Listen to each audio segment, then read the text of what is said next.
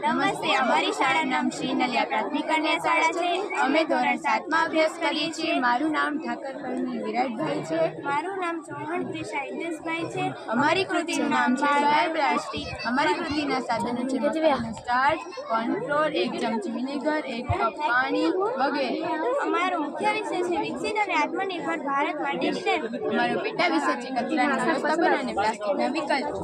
અમારી બાયોપ્લાસ્ટિક બનાવવાની પદ્ધતિ આ પ્રમાણે છે। ઉપરની સામગ્રી ભેળવીને હળવેથી ગરમ કરો। જેલ જેવું ઘટ થાય ત્યારે તેને બટર પેપર પર પાથરી 8 થી 12 કલાક સૂકવા મૂકીએ।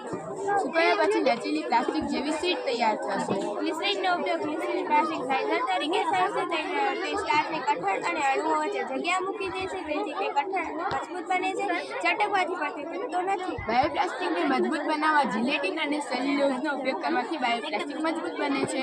કપાસ અને ફાઇબર ઉમેરવાથી તેની સ્ટ્રેન્થ વધે છે।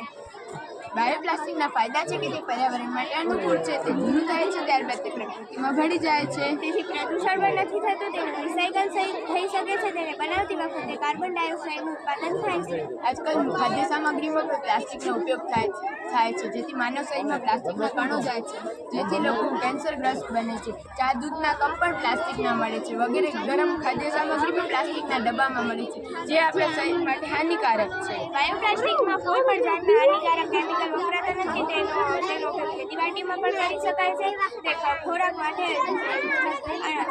અને તેનું પ્રદૂષણ ઓછું થાય છે। પ્લાસ્ટિક કરતાં બાયોપ્લાસ્ટિક ઓછી એનર્જીથી બની જાય છે તથા તે સંપૂર્ણ ઇકો ફ્રેન્ડલી છે। પરંપરાગત પ્લાસ્ટિક કરતાં વધુ પર્યાવરણના મિત્ર છે। જે નવા ધંધાની શોધમાં છે તે આનાથી સ્ટાર્ટ કરી શકે છે, કારણ કે તેનું રોકાણ ઓછું છે અને ધીમે ધીમે તેની માંગ ખૂબ વધશે।